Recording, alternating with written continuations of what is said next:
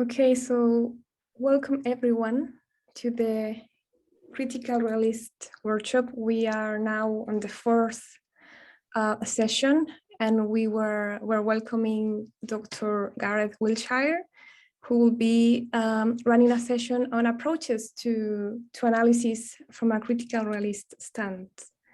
Welcome, Gareth. Thank you very much, and hello everyone who has joined us. I hope the time is convenient for you. It's quite early for us here, so we're fresh and ready at the start of the day for this workshop.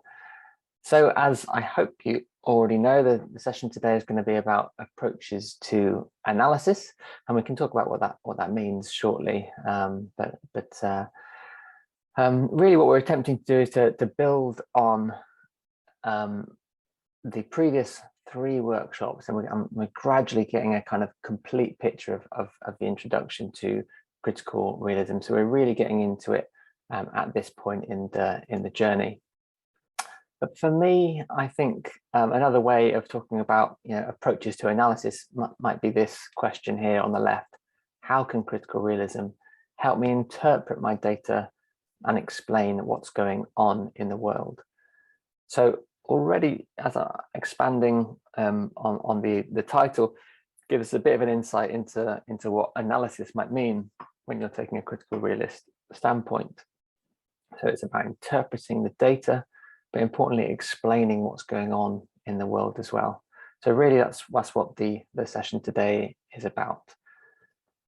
As a quick introduction, because we do have a fair amount to get through, I will I'll quickly go through a bit of an introduction to me, but I'd also like to hear a bit of an introduction to yourselves as well. I'd like to know who's in the room, which is really useful, because we're going to have about an hour, similar to the previous workshops. We'll have an hour where I'm mostly doing the presenting with a little bit of interaction in the middle of it. And then we've got half an hour at the end for questions and answers.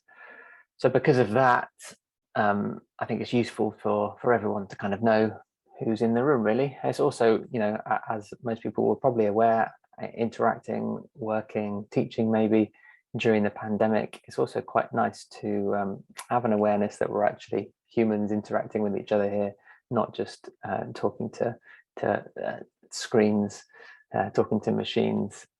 So it makes it feel more like a nice experience for everyone involved.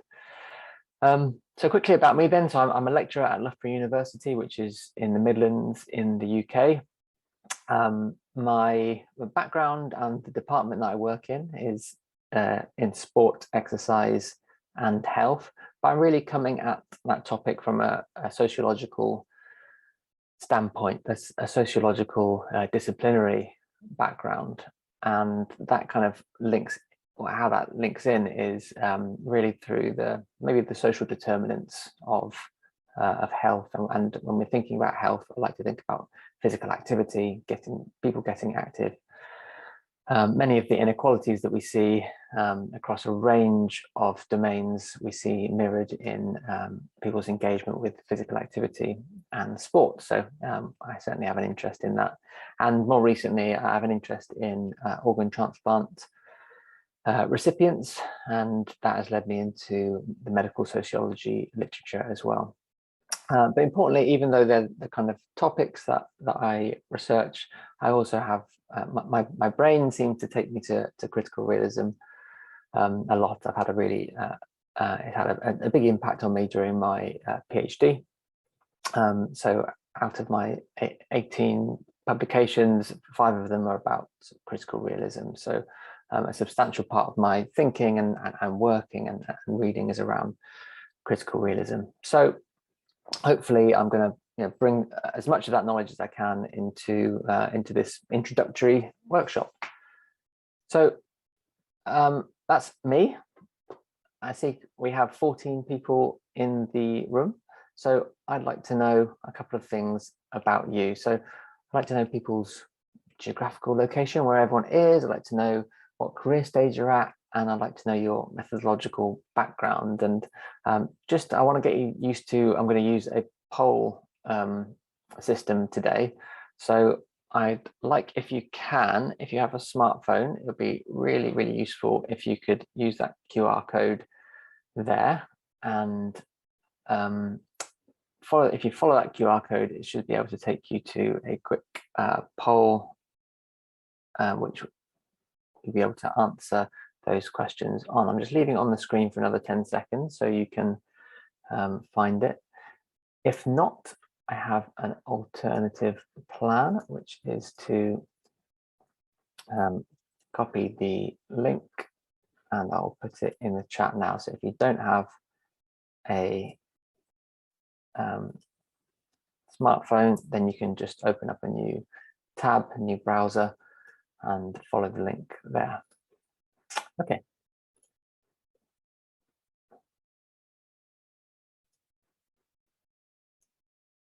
So starting to get some results here. So Thailand, Edinburgh in the UK, Sydney, Australia, Malaysia, Paris, Taiwan, Cork. What a mix. Okay, really interesting mix there of people. I mean, we are running these on different time zone targets. So so I'm kind of expecting a lot of people in those time zones, but not others. So okay, good. Nice to know a little bit about the people who are here in terms of where you are. The next question then, if you follow the same on the same platform, should be, which of the following best describes your data analysis experience and career stage? So you've got a few different possibilities there.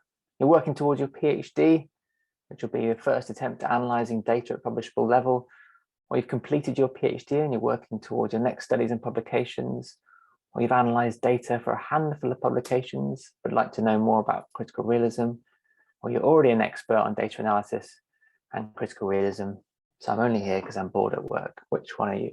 Okay, so we've got the majority of people are on PhD, but actually quite a few people here are already publishing, already doing some work, and just looking to learn a little bit more about critical realism. So that's really, really useful for me to know. Fantastic. And finally, the last question is about your methodological background. So just thinking about qualitative and quantitative, really. So are you most comfortable with qualitative methods or quantitative methods or mixed methods? Well, there's another option there. What are you talking about? I don't understand the question, because the distinction between qualitative and quantitative methods is an unhelpful category mistake. Okay, we seem to be mostly qualitative people here in the room, but a couple of people who are from a quantitative background. Okay, fantastic. Okay, that's really, really helpful as a starting point. We've successfully introduced ourselves to each other. And just for me to know who's in the room is really useful, but hopefully for you as well, just to know who you're in the room with is a nice thing. Okay, so we're going to do a very brief recap on where we're up to. I'm aware that many people will have come along to the first of the 3 workshops, but there's also some people who might be dropping in now. And of course, we are recording these sessions and uploading them to YouTube. So some people may be just dropping into this particular session on YouTube. So as a very brief recap of how we got to this point, we've talked about critical realism and its take on ontology, and we know that critical realism describes an ontological position, which is a realist one. The idea that there is a real world that exists, and it exists independently of scientific activities that we're doing. Things have a real existence. They're not necessarily the kind of mind-dependent existence that other approaches might describe. And of course, the ontology has depth to it. We have this ontological depth, a stratified ontology that Bhaskar describes. It also adopts an epistemological position, which could be described as relativist or interpretivist or constructivist, depending on who you read. But essentially, we know the point is that the knowledge that we gain about the real world is subject to our own position as humans and knowers. It is fallible, it is uncertain, it is relative to the and it is open to the social structures in which the knowledge about the real world was produced. And finally, we've talked about methodological choices in the last workshop. So these ontological and epistemological ideas have led into making certain methodological choices, and a few things that were described in the methodology workshop was that we need to consider collecting data, which is qualitative and quantitative. We need to consider doing longitudinal work. We need to consider a bit of a triangulation between different methods as well, so a kind of pluralistic approach to methods, and making sure that within our methods we're actually seeking ways to try and understand causes, and we start to talk about the reproduction in our methodological choices as well. So for me, there's a big overlap between the methodological choices and analysis. So we could have easily done these two sessions together, I think, but we decided to separate them out. So hopefully this builds on nicely from the methodological choices workshop. So what do we mean by analysis then? We could think of it in a few different ways. I'm sure many people have got a good idea, but I think we can think of it as a stage in the research process if we would like to. So let's have a look at the research process. A traditional process might look like this. So deciding on broad aims to begin with, and then reviewing the literature, deciding on specific research questions based on the literature, collecting data, analyzing the data, writing the paper, and then the paper gets rejected. You feel stupid and you have to start again. So the analysis section, then we can see it as being this discrete section here. But the reason why I've colored these stages like this is that we can see the idea of each of these sections kind of bleeding into the next, almost seeping into the next. So while there is in terms of that the temporal element of moving from left to right on the screen, obviously you will start reviewing the literature when you're deciding on the broad aims, and you may still be deciding a little bit throughout the research, throughout the literature review. And the same thing kind of happens all the way through. So the point of putting it here is showing you that actually the analysis of data may actually happen while you're, and will begin while you're collecting data. And indeed, while you're still writing the paper, the analysis is not completely over during the process of writing the paper. And a really explicit example is when a reviewer might ask you to go back to your analysis and make some suggested changes. That might be demonstrates that analysis is kind of not entirely finished at the point of writing the paper. So it's a stage in the research process, but we also could think of it as defining it by saying it's making sense of data, making sense of data. So I said I'm from a sport department, so a sporting example might be nice here. If you have a look at this image, it is two football pundits trying to make sense of a football match which has just happened, West Ham versus Stoke, 1-1. In the top left-hand corner of the screen, you can see it says analysis, which is what we're doing, what we're talking about today. And importantly, I think it shows the necessary data reduction.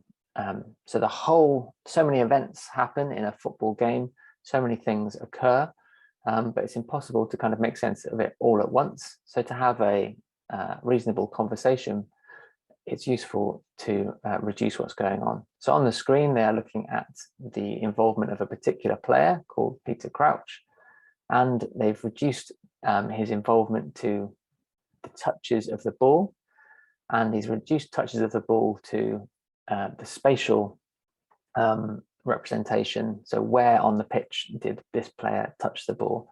And all the information is shown on the screen there. So in order to understand something, they're kind of reducing it a little bit, and hopefully they're trying to make sense of his involvement for what is incredibly complex real world situation to something which is understandable and useful to have a conversation about. And this also, I think it's helpful to think of the analogy of making a map.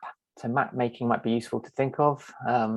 And this might help us think about the simplicity, how much simplicity we are aiming to achieve in order for us to understand the complexity of the real world, and in order to have a useful conversation about it.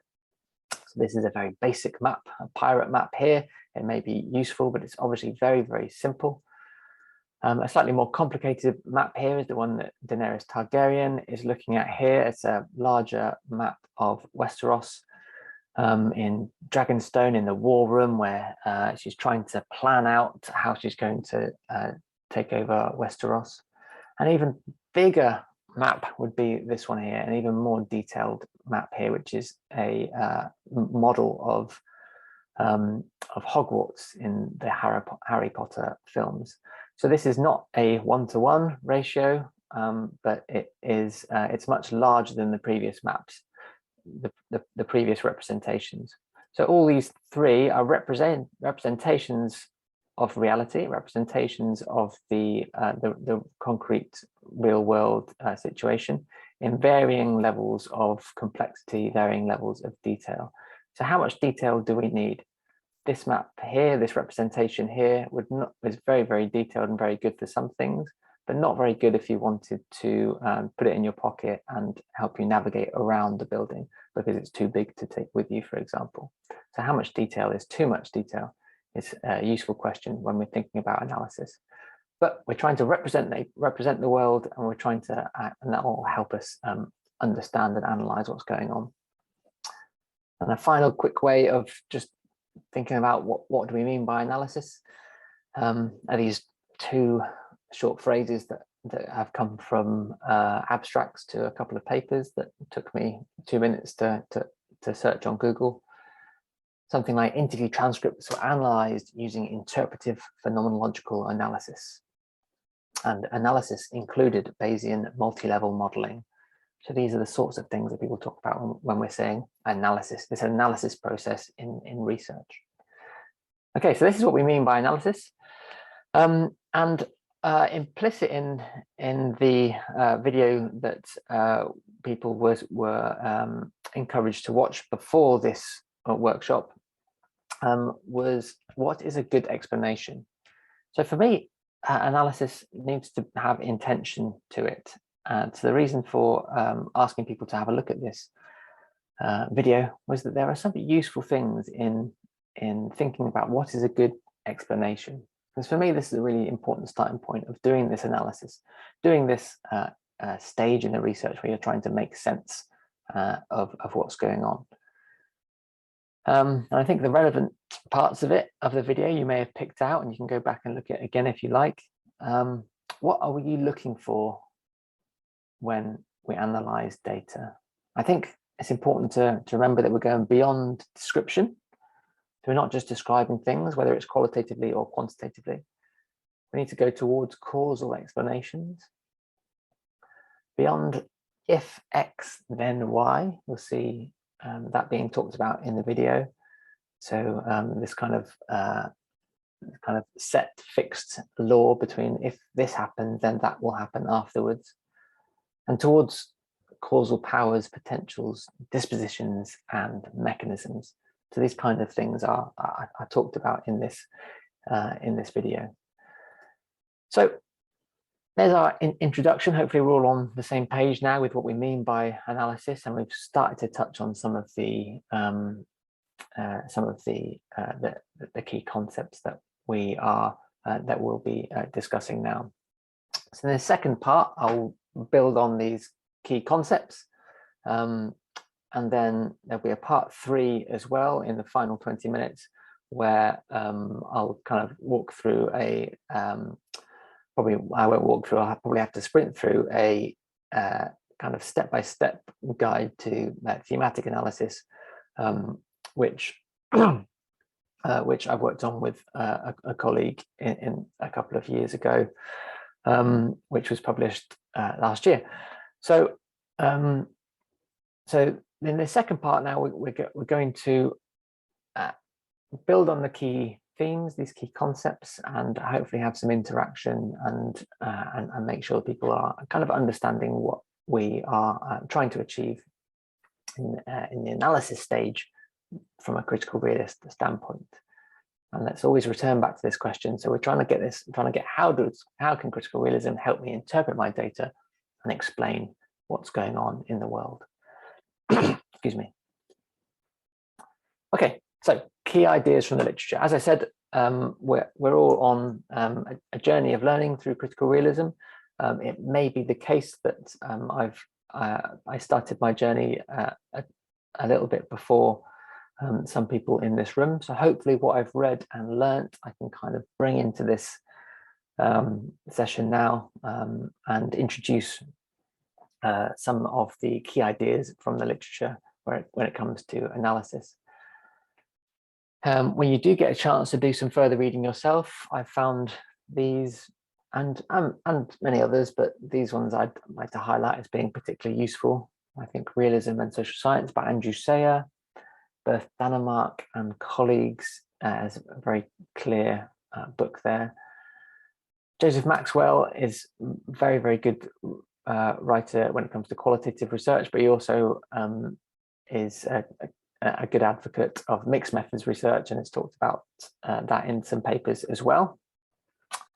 Tim Rutzow, Reimagining Social Science might be quite useful. Justin Jagosh works more in the realist synthesis and realist evaluation space, but nevertheless draws on some of the same concepts and same ideas of what we're talking about today.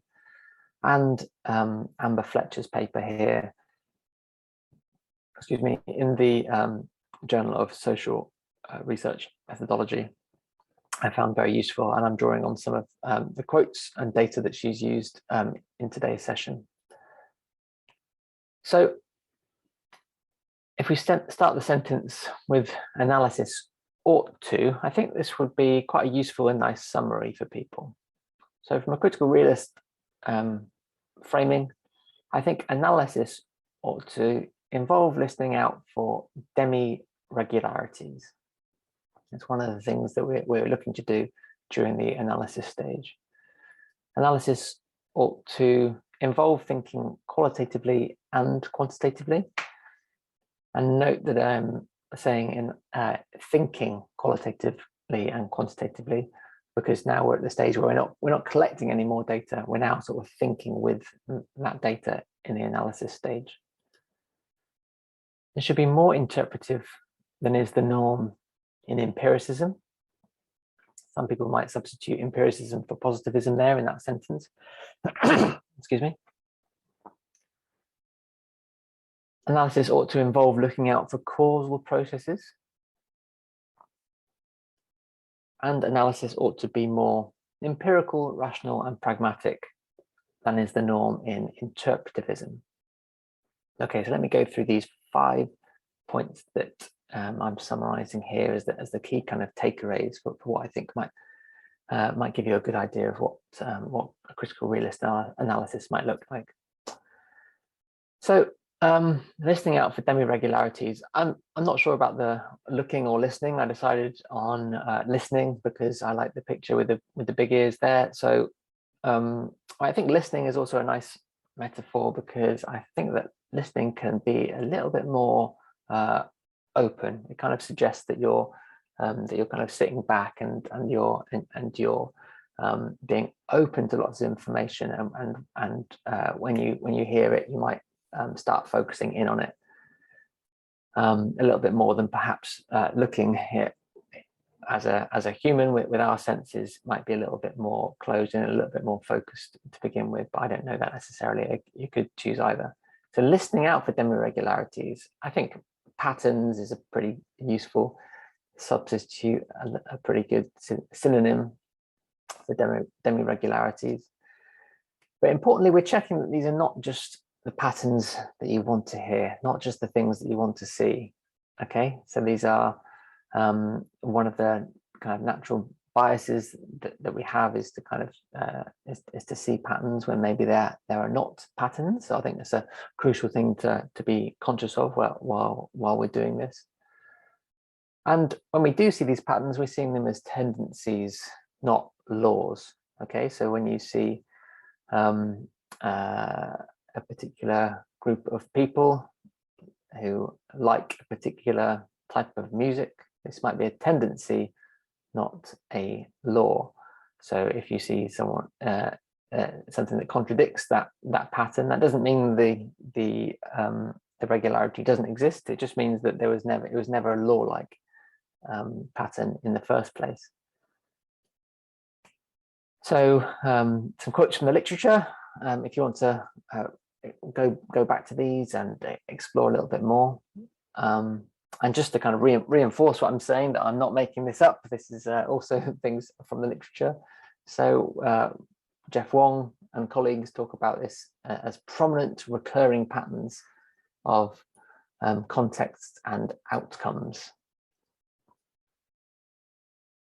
Eastwood draws on Lawson to say, in an extensive study, it would typically identify regularities or demi-regularities, but has limited explanatory power. So when we see these demi-regularities, we're not trying to explain necessarily. This is probably more on the descriptive side.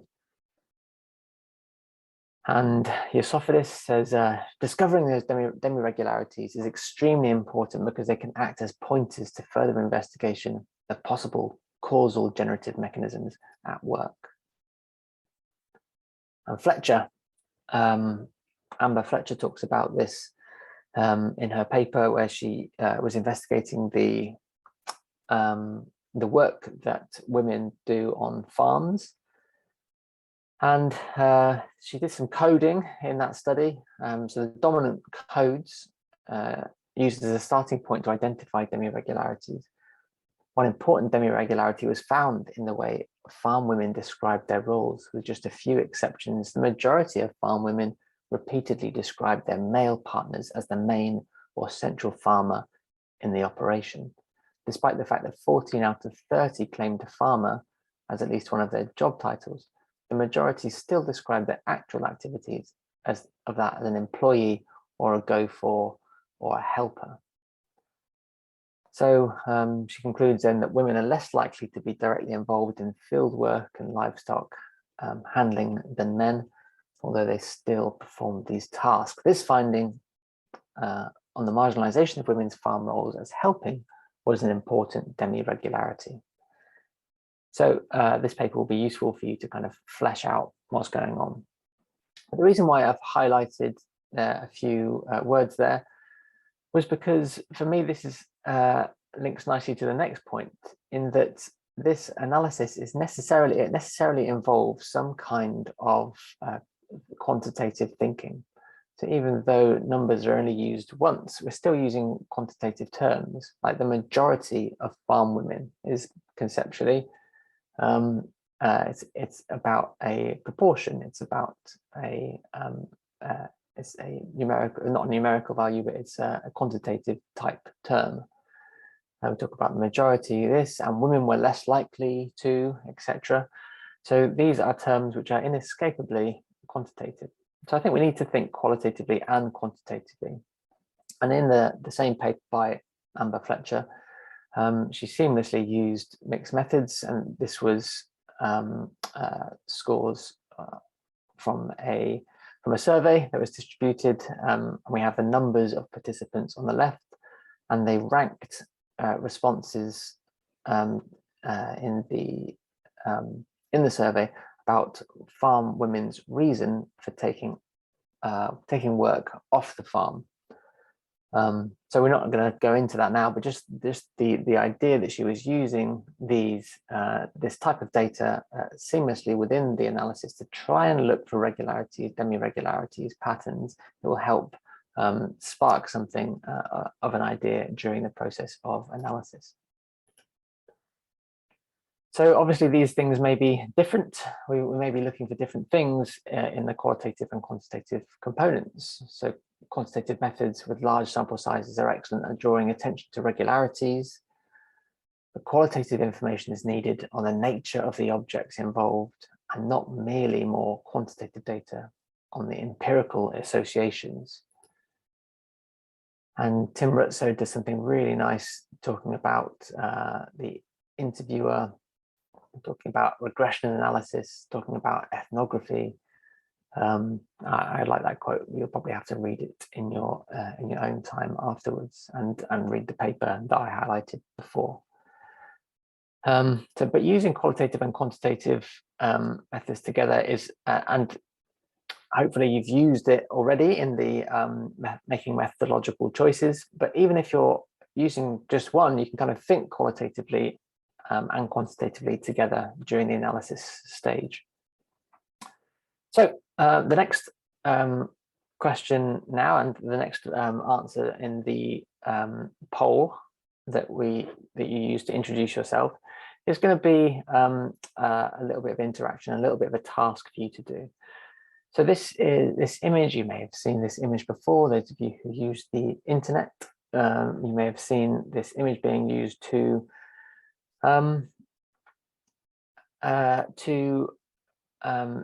do whatever memes do. So this is from a particular meme, which I won't say the name of the meme because it's a bit of a giveaway. But what I want you to do is to describe in your own words what is happening in this scene. And what we'll do with this is we'll start to use this as a starting point for a bit of a mock illustrative example of analysis. So we're going to analyze what's going on here. The first step of doing that analysis, I think, is describing what is going on in this scene. So in your own words, then, I want you to describe what is happening in this scene.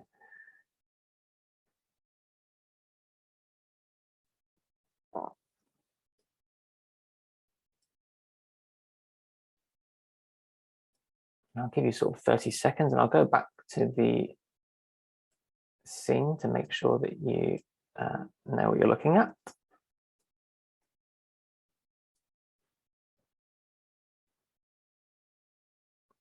Describe what is happening in this scene in your own words.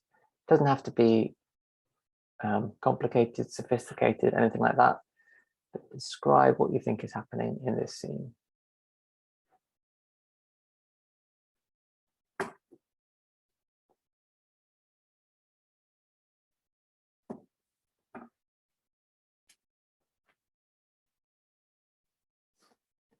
Okay, good. So we're starting to get some results come in now. So a man ogling woman on the street, his girlfriend is annoyed.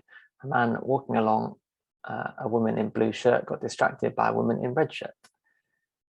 A man looking backwards and downward at a red shirt, unsure of his focus, while another lady appeared shocked at the man. The red shirt lady appeared unaware of what is happening. Good. Annoyed girlfriend as boyfriend checks out another girl. Okay, good. So we'll stop that there. So that's a description. Okay, we're just describing what's going on, and we've all come up with well, there's quite a few different versions of what's going on there. Some of them might be more detailed than others, and remember, this is where we're thinking about if we're trying to make sense of what's happening in the real world. We need to think about how much information do we need to bring in, how detailed and accurate do we need to be, or sorry, how detailed do we need to be with the complexity of the entire situation. Or remember, just like when we're making a map, do we choose to simplify things to make to bring out the important points, the things that are useful or not. But importantly, in our descriptions, we've given various descriptions there, and I'm not going to pick out any particular ones, but we might want to question each other and improve our descriptions. We might want to think that our first description might actually be a little bit unfair. might be a little bit inaccurate. And I think with a good piece of research, you should always be aiming for these accurate descriptions of the events that are happening in the world at this level. So if we build on this a little bit more, we can also think that actually the use of that meme, and hopefully people have seen the meme being used for various things. If not, I'll show you an example in a moment. But there also exists an alternative meme out there, which switches the genders round. So this one is called distracted boyfriend. This one, distracted girlfriend. So the odd thing is, though, this distracted boyfriend one would get used more. It seems people seem to find it funnier and more appropriate to use for their purposes. So that's an interesting thing to think about as social scientists. So these are some examples of it. So if we were going to do a search for the meme, we might see that the distracted, well, we might want to figure out whether the distracted boyfriend meme or the distracted girlfriend meme are being used more than each other, which one gets used more. So in the chat, if I can get someone to please do a little bit of counting. Let's pretend we're doing a little bit of our quantitative element to this analysis. And I'm obviously not suggesting that a quantitative analysis is only about counting things, but in this instance, it is going to be about counting. So who wants to count? Who can count as quickly as possible? How frequently the distracted boyfriend meme and the distracted girlfriend meme are used. And if you can count, the first person to put the number in the chat will get a prize. And the prize is, well done to Busengyo. That's your prize, just a well done. We have 8-2. So 80% of the distracted memes are of the distracted boyfriend meme. So this is, I think, the identification of a pattern, a demi-regularity. I think we're starting to see the use by internet users and meme creators of the distracted boyfriend meme more than the distracted girlfriend meme. So for me, I think what's important now is to think with this. Remind ourselves what the ontological position of critical realism gives us and what it might be useful for. So remember, you will be aware of this image here of the empirical level, the actual level, and the real level. And the iceberg metaphor is used quite a lot, and I think it's quite a useful introductory idea. So when you've described in your own words what's happening in the scene, what we're doing there is trying to provide an accurate representation of what's happening, but it's just descriptive, isn't it? So far, it's just descriptive. And when you're counting what's going on, that's also just descriptive, but it's also it's about accuracy, isn't it? So at that level, you can try and be as accurate as you can, but you're just describing what's going on in the world. And these things that are kind of they are manifest in the world. They appear to us, and they are observable at the empirical level. But it's important now to actually not stop there. Critical realism will encourage us to go further and go deeper. So we need to be more interpretive than what's going on than just describing what's happening in the scene and counting the regularities that we might see. Some people might want to stop there and think that's what science does, let's leave it there. We need to be more interpretive than that if we're going to do good and insightful social science. So this is where the concept of abduction comes in, and that will take us to this the next level, going next level to go a little bit deeper. So abduction, and some of these terms are used differently across the literature, but from my understanding and my reading, and the authors are cited there. Abduction is about redescribing, a conceptual redescription or a recontextualization of empirical data. And it gives you a more abstract and general form to the phenomenon in a way which acknowledges the early presence of conceptual framings, while also allowing empirical data to inform such conceptual framings. Okay, so Danemark explains this as well, saying that social science discoveries are to a large extent, they're not new discoveries, they're not, you don't ever find things that nobody knew about before. What's discovered is the connections and the relations. They're not directly observable, but they can help us understand and explain what's going on. So let's think about this next level then. So let's think about doing a little bit of abduction ourselves. So what abstract concepts might help us understand what's going on in these scenes? What abstract concepts might help us understand what's going on in these scenes? So I'm going to go back to my poll again, and you can go back to your device. I'm going to open the next question, which is what abstract concepts might help us redescribe what's going on in these scenes? So you've already described it in sort of plain, simple language, but now have a little bit of a think about what concepts might be useful in describing what's going on. I'll give you 30 seconds to come up with a couple of concepts, a couple of words. It doesn't need to be a complete sentence, just if you throw out a couple of ideas, that might be useful.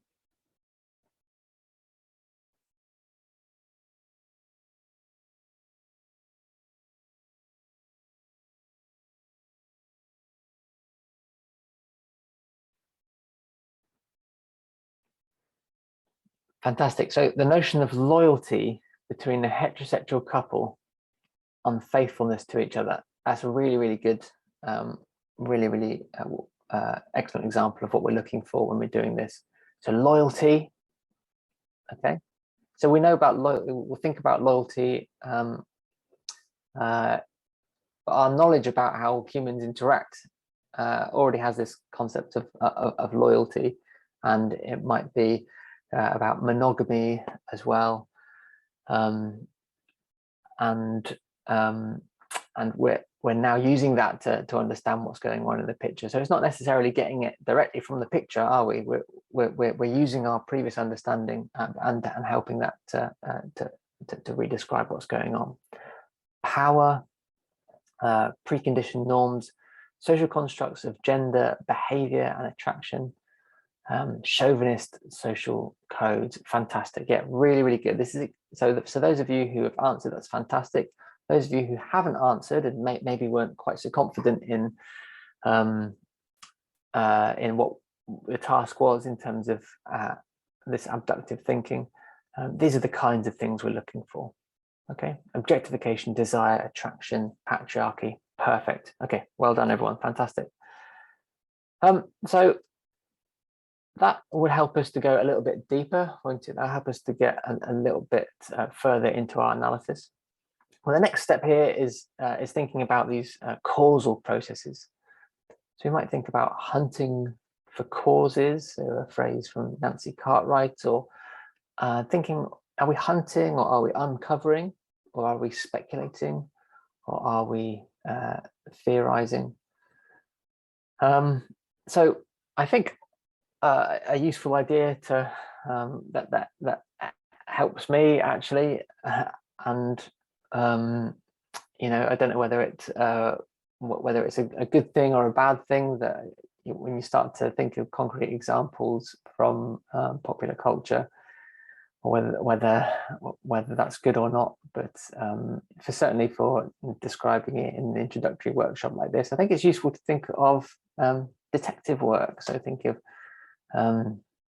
Sherlock Holmes and his younger sister, both very good at doing detective work, and what they are doing when they're trying to think about who done it, who did the crime, or whatever it is they're investigating, they are speculating, they are theorizing, they're trying to unpack from the observed things that have materialized in terms of the evidence. They are trying to now think beyond that. They're trying to hypothesize, trying to imagine possible reasons for that evidence to have emerged and manifested in the real world. So this is what we need to be doing when we are doing an analysis as well. Okay, this is what critical realism will probably encourage us to do. So here are some quotes then. So, but even though we're looking out for causes, we're not thinking of the Humean regularity model of causation. We're thinking more about causal powers. We're thinking about perhaps dispositions of things. So if something is a disposition to cause an effect, but even if that effect does not happen in every instance, it has a disposition which is kind of ready to have that effect. That might be a useful way of thinking about it. But so hopefully some of those quotes you can go back to and read further into about how we are conceiving of a cause. But really, this is where our retroductive thinking comes in. So thinking through these mechanisms, trying to imagine, trying to hypothesize, speculate. So again, I'll just leave these here, and you can obviously go back to the recording and back to the slides and follow up on these quotes rather than me reading them out there now. So let's try this ourselves with our meme example. So let's think about actually the use of the memes then. So why is it the case that the distracted boyfriend meme is used more often? Or to put it another way, so we've described what's going on in plain language. We've now given a bit of a contextual redescription to it. We've also seen the demi-regularity that the distracted boyfriend meme is used more than the distracted girlfriend meme. So the next question might be, so why is it the case that the distracted boyfriend meme gets used more often? I'm just struggling to open this poll on my screen. There we go. Or another way of phrasing the question is this. So what exists in the world that explains why the distracted boyfriend meme is used more often? What exists in the world to explain why the distracted boyfriend meme is used more often? So what do we think? So let's do a little bit of initial, there's no silly answers, just throwing out a couple of ideas, anonymously, of course. So what do we think is happening? What exists in the world for the distracted, that creates the has the power to influence people to use the distracted boyfriend meme more often?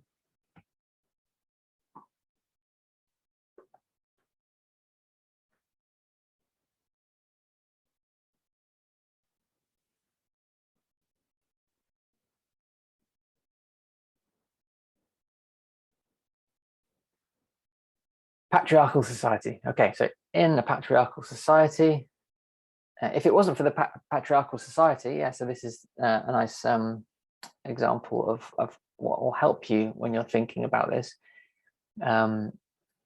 You might be able to think, well, what if the patriarchal society didn't exist? Would the same thing happen?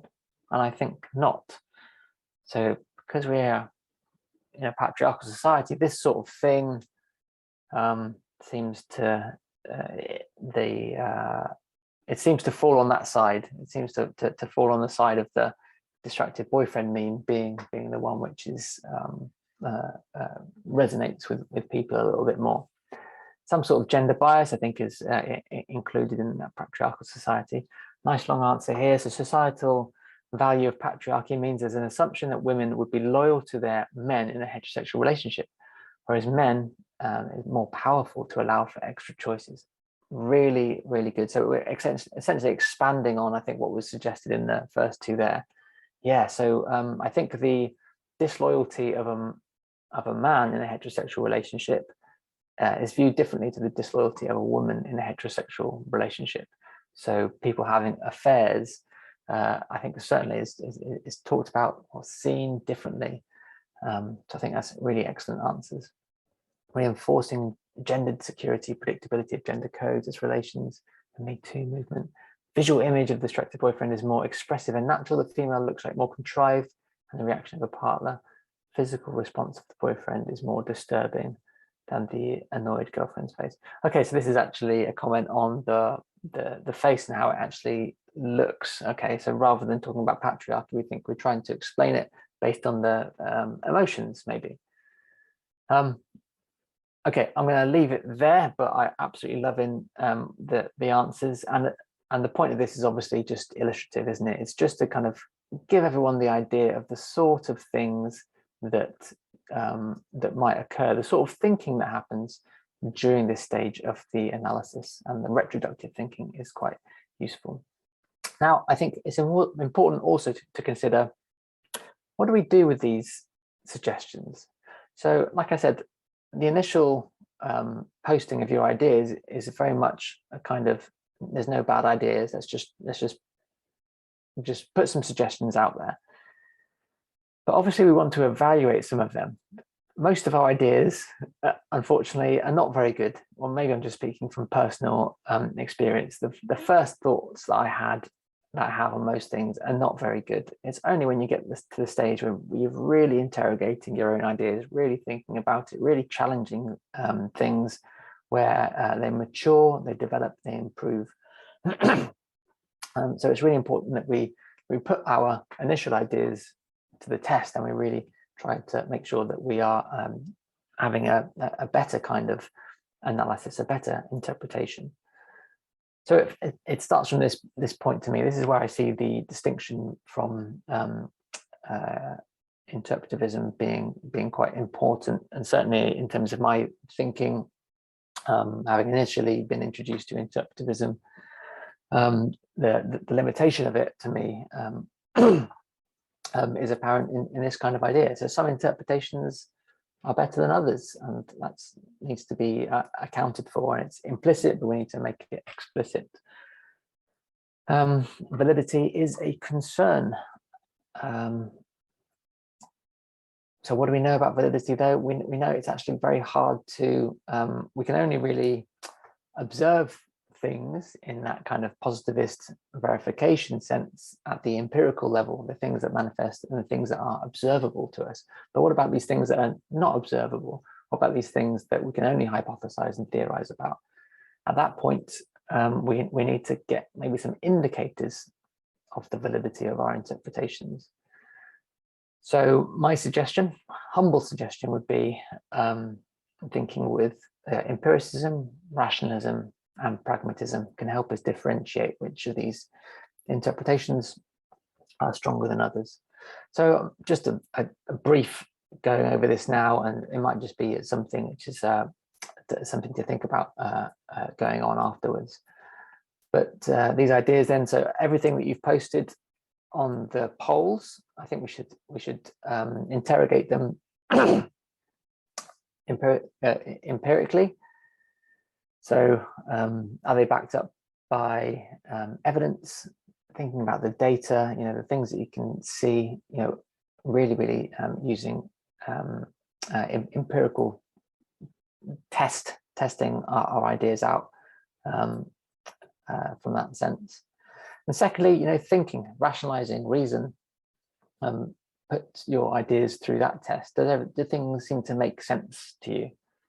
And even if they're observable, even if they're supported by data, and the data fits your ideas, and they seem to make sense rationally and using reason, is there something we can learn from pragmatism as well? So are our ideas and interpretations useful? So when you think about a key maker from the matrix there, the key is only useful if it opens the door.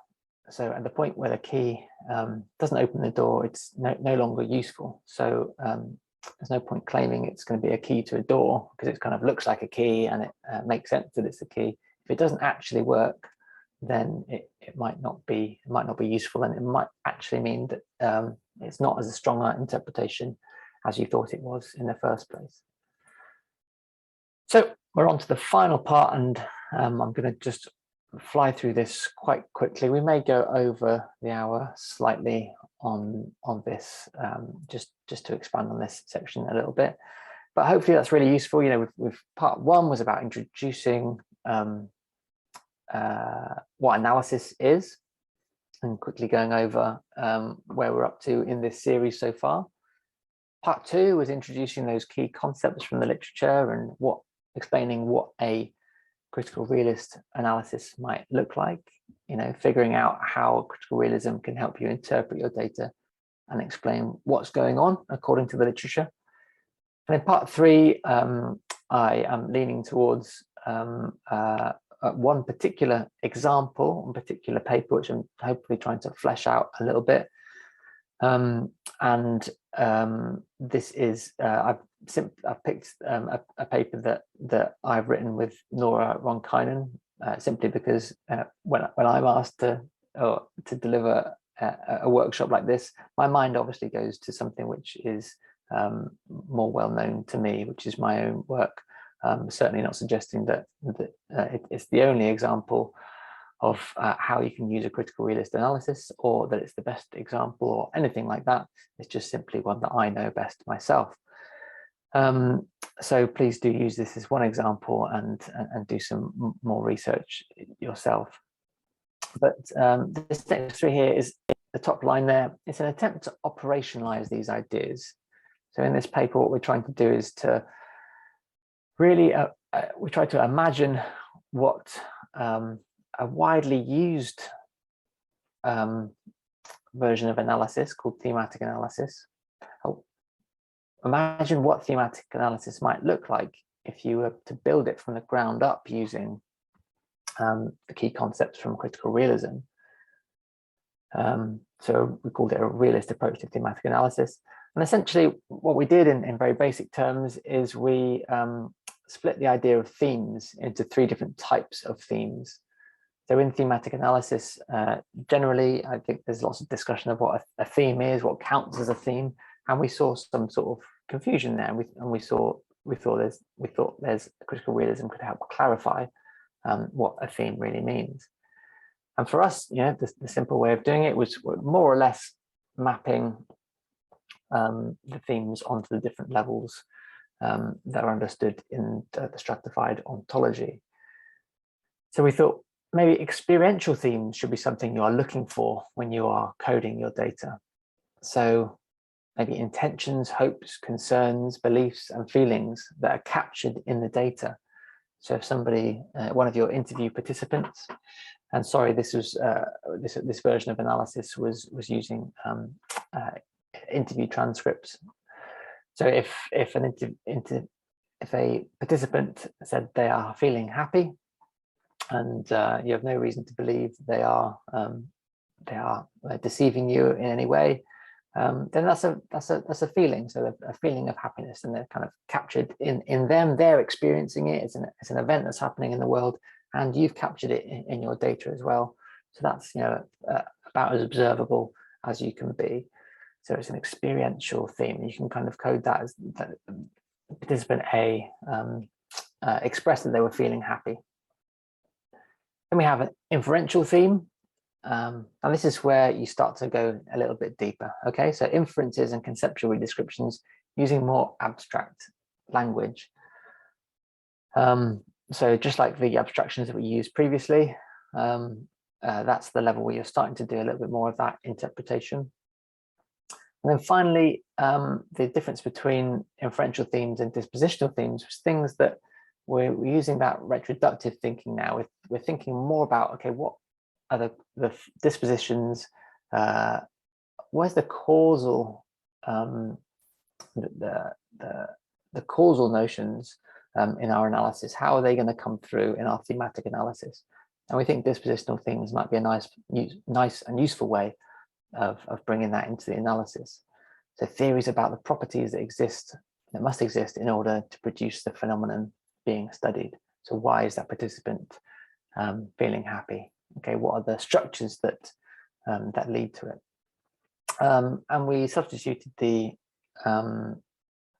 iceberg metaphor for this flower metaphor, where this empirical level is the things that you can see here. So on this flower, you've got the petals and the pollen that's observable to you. It's pretty clear. You can infer that there is a stem underneath, which is something that is very reasonable. It's not observable, but it's pretty reasonable to observe, to suggest that there is a stem underneath it. So that's a little bit of a deeper level. And then, but importantly, you probably could see the stem if you were able to move your head to one side, but you just can't in this scenario, in this particular study that you're doing.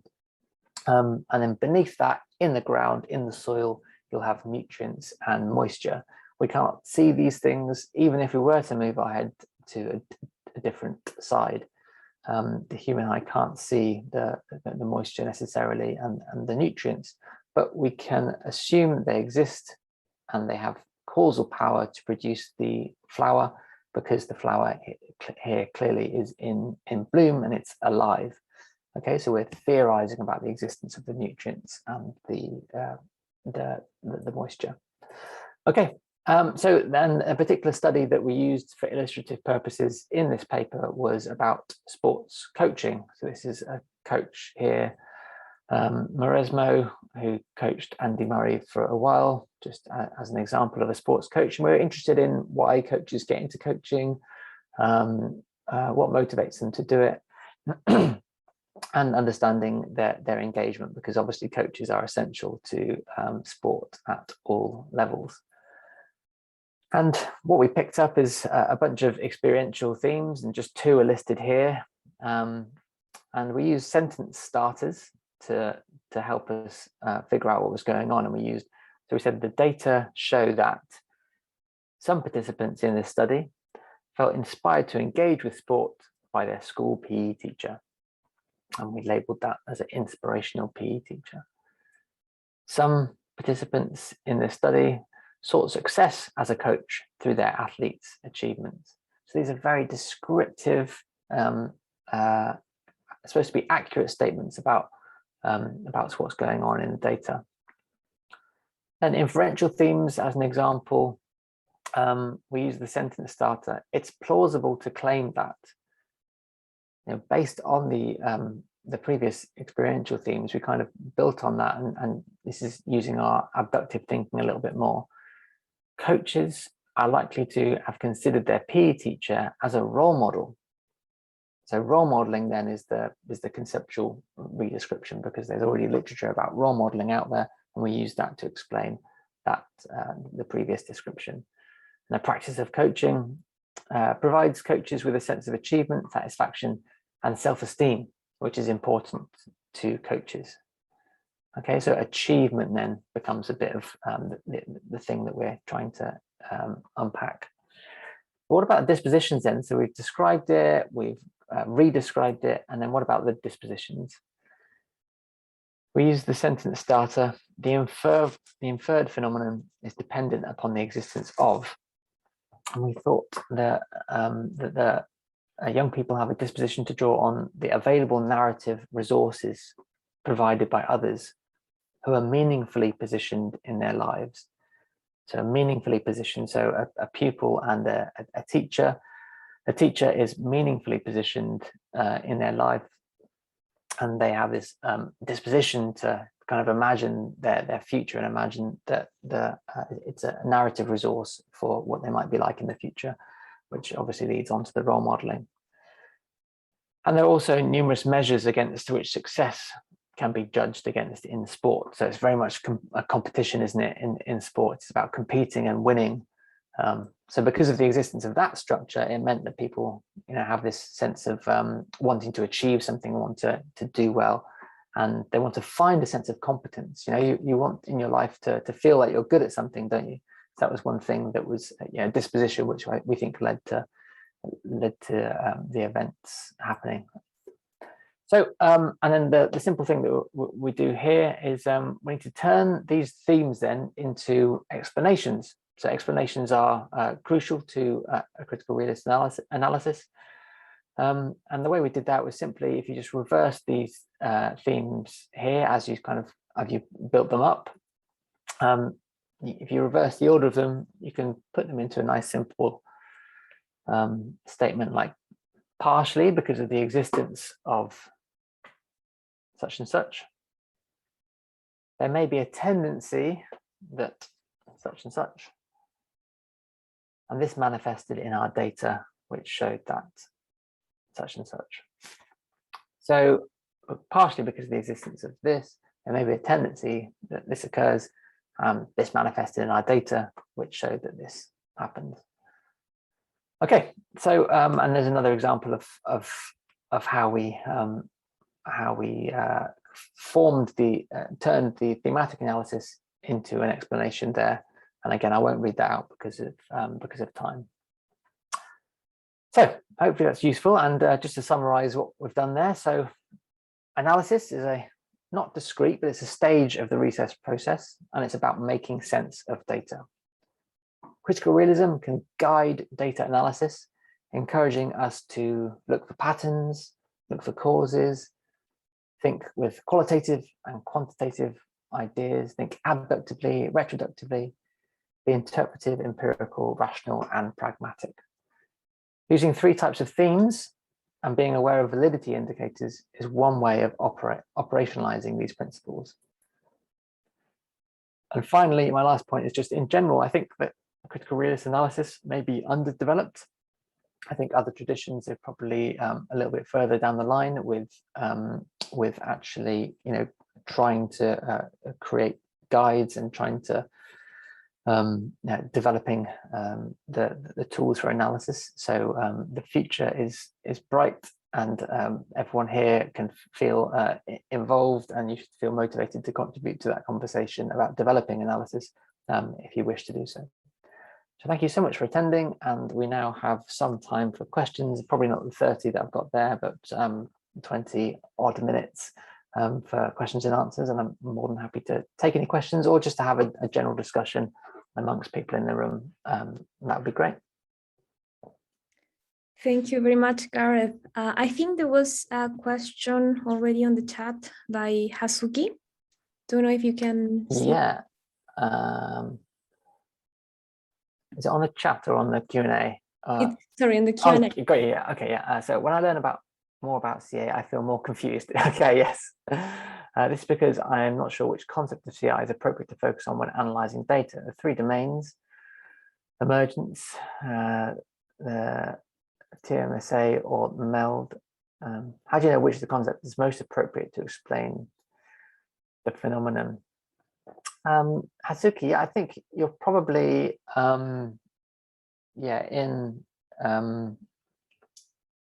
it's familiar territory, I think, to feel a little bit confused. Partly, I think, because there's been perhaps such a wide literature on critical realism, I think, almost prior to it being operationalized as in the kind of step-by-step analysis mode that we're kind of trying to describe today. So it's kind of developed and flourished before maybe being developed as a kind of practical tools in the way that other frameworks have. Yeah, I'm wondering whether that breadth of the things you're listing there, 3 domains, emergence, TMSA, MELD, whether they are actually they've become so broad that the relevance isn't necessarily important to the analysis at that point. My suggestion then is to not think of it as a kind of right or wrong answer, to think about which of those things is useful to you at the particular point in time in which you're in particular point that you're studying. I think the 3 domains is pretty essential. Emergence is useful for thinking through that causal idea, you know, the arrangement of things, and how the causes are kind of co-produced. So that might be useful when you're talking about that disposition, when you're being encouraged to think about how things happen. You know, things aren't happening in isolation; they're happening because of the way that things are arranged, that they have their causal powers. So I think that might be useful in the way that I started to talk about causes towards the end. You know, you're not just thinking about individual things; you're thinking about how things are combined. But yeah, like I said, you got to think about, well, maybe if you're talking about social structure, that's when you want to use the critical realist literature, which develops ideas of social structure, in order, if that helps your explanation of what's going on. Your last question there, you know, how do you know which is the most appropriate to explain a phenomenon? I think that's where we're at the point where you might have competing explanations. So all we've really talked about today, and the level that I've kind of kept at, is the idea that a critical realist analysis encourages you to start to explain things, you know, and that's the kind of the basic starting point. So I think that's mostly where we're at, and we can leave it. I'd started to touch on the ideas of, okay, now you're on board with trying to explain things and looking for kind of causal powers and things like that. What if you have two pretty good concepts or pretty good causal explanations for what's going on? How do you decide which one is more appropriate than the other? Which one is better or worse? Which one do you take forward, especially if they're contradictory as well? So I think that's where we need to put those concepts to the test.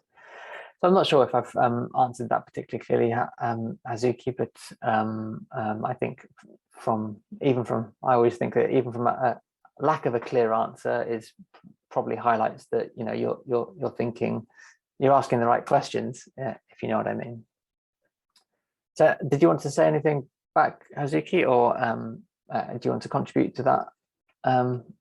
Feel free to unmute yourself and talk if you'd like to, but if you don't, that's fine, no pressure. I'll just give you a few seconds now.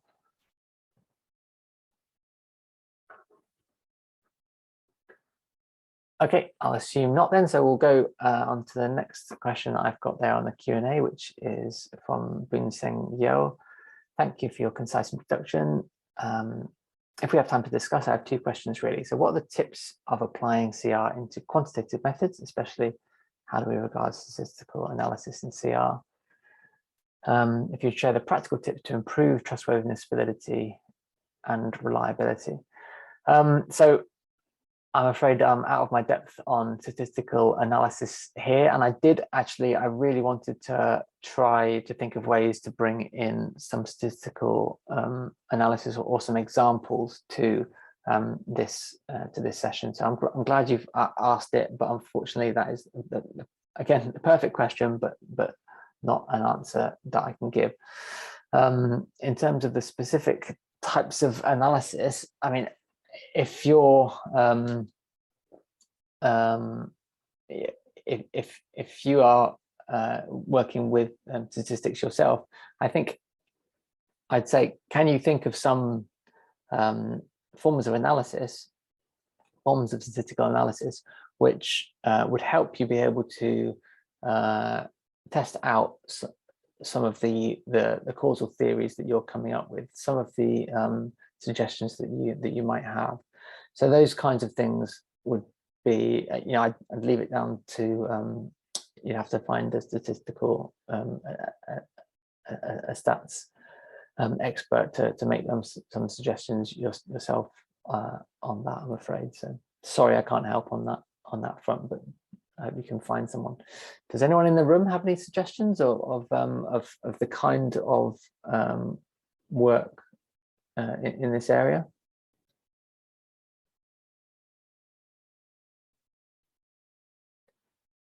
Perhaps not. So if you would share practical tips to improve trustworthiness, validity, and reliability, of CR analysis. So the practical tips for me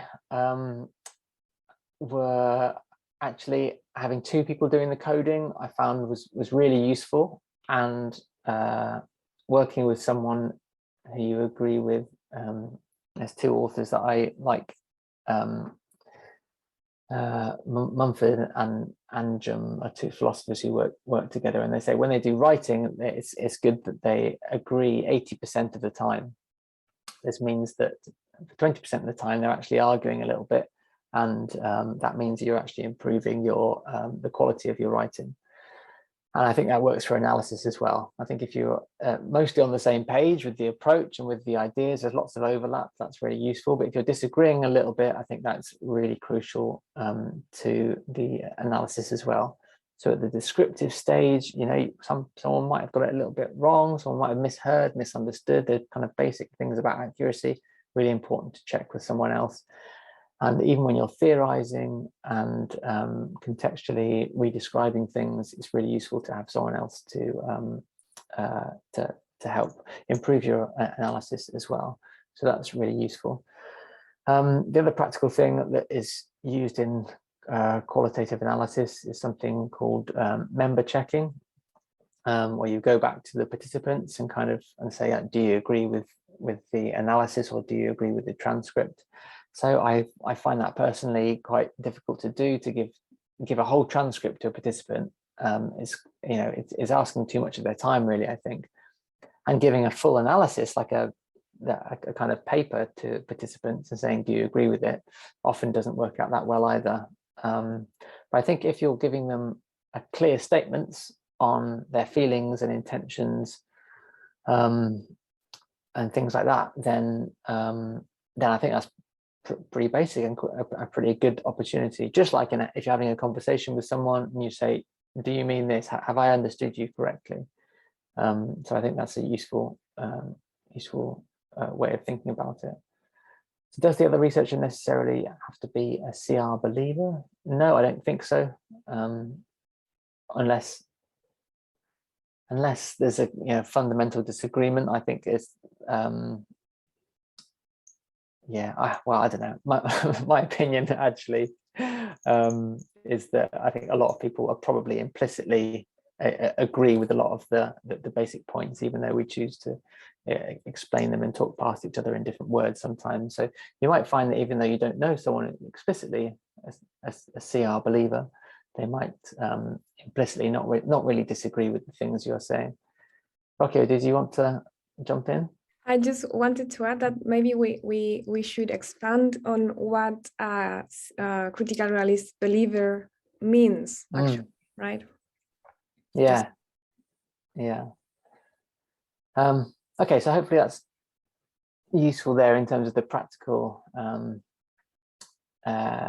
tips. But a lot of it is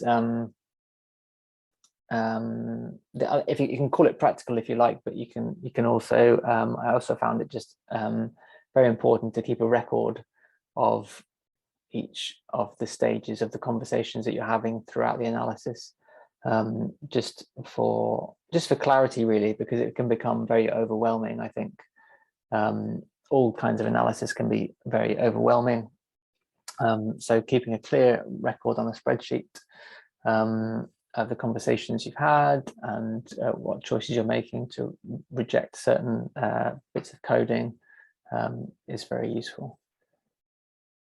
Would you be able to suggest some readings on social change? I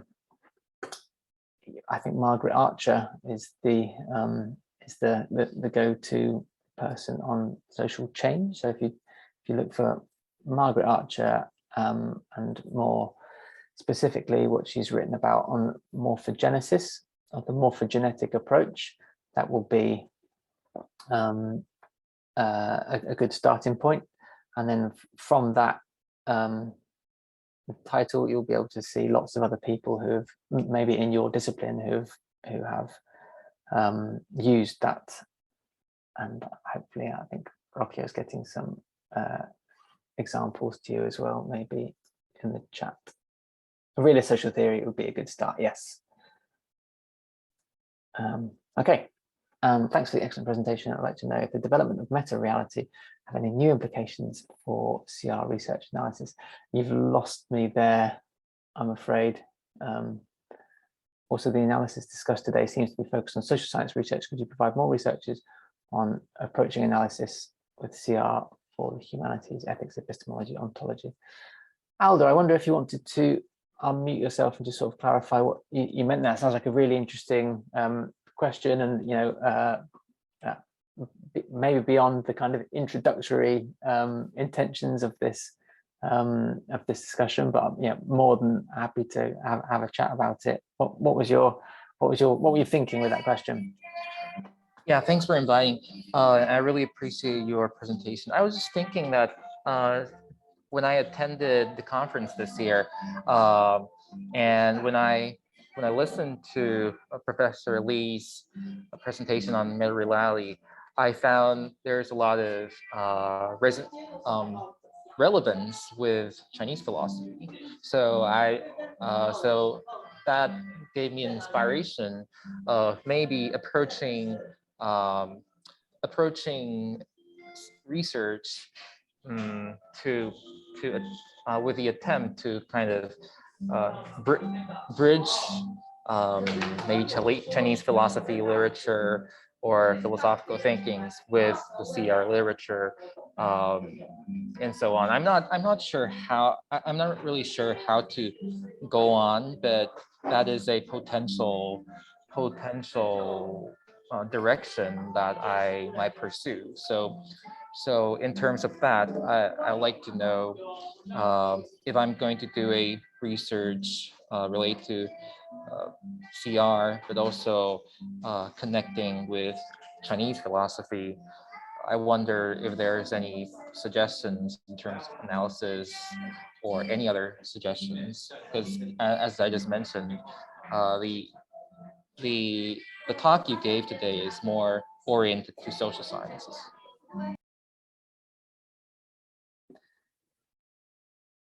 Yeah, I think that was the kind of intention of the talk today. So you're absolutely right. So I think you're circling on a really interesting area, and I'm starting to get flickers of ideas of what you're getting at. Unfortunately, I don't think I'm able to kind of make any suggestions, but I'd certainly encourage you to keep explore where this idea takes you. And I don't know the lecture that you're referring to either, so I'm sorry, I can't be more helpful on that.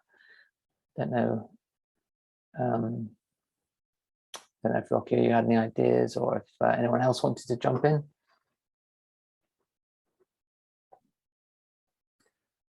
If anyone wants to jump in, you can just raise your hands, and then I could. Okay, we have some hands. Yeah.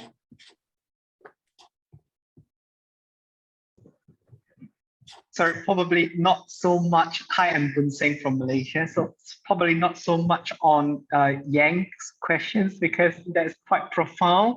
I'm a medical researcher by background, and currently training in education. So that brings me into sociology, and that's how I come across this network. So I was quite quantitative based in nature.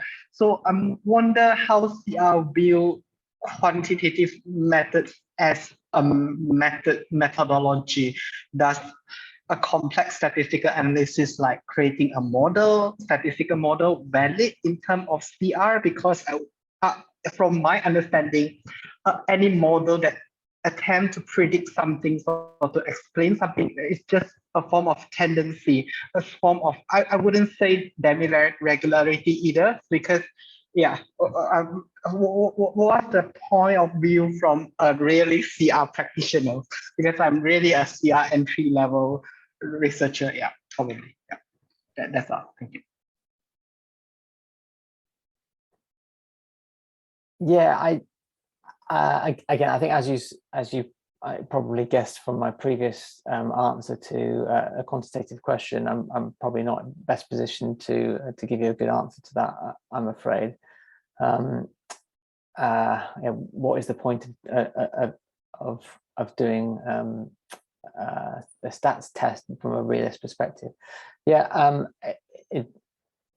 I'm really not sure how to develop an answer for that, I'm afraid. I'm sure that there are some good answers out there. I'm sure it might be that actually, though, I guess from what I've seen, and certainly in preparing for my own research and also preparing for this talk today, the examples out there do tend to be on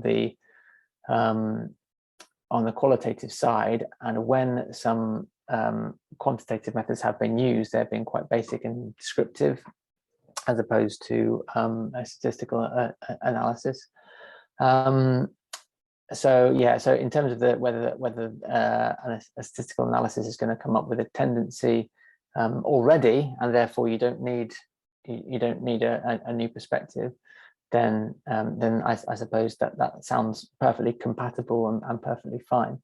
So it's not necessarily anything different. It's just perhaps fitting that particular test into the wider methodology, the wider approach, where you are. You're looking. You've got a particular view on causation. You've got a particular view on your attempt to explain things, and the tendency is not the end point. It's the it might be probably seen maybe as a more of a starting point to start building your theory. So maybe it's something around that, but like I said, I'm really sorry that I'm unable to answer that a little bit better.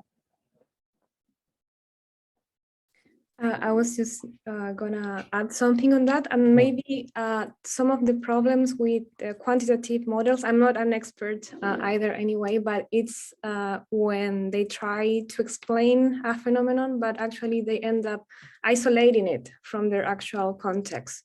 So probably from a critical realist point, that will be the issue. No, it's not like the numbers part, right? It's that they isolate the phenomenon.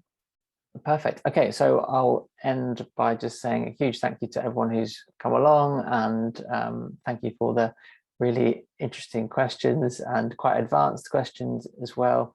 Hopefully people found it useful. I look forward to engaging with people in the network more in the future. Also on that, very brief information for those who might want to maybe continue discussing critical realism and their implications for your own works. We are thinking about possibilities for continuing, such as reading groups, field-oriented discussions. So at the moment, we're actually looking for volunteers to run these groups. So if you have any idea or if you want to get involved in this, you can just send an email to the, I put it on the chat, to the Critical Realist Network, and we'll be in touch.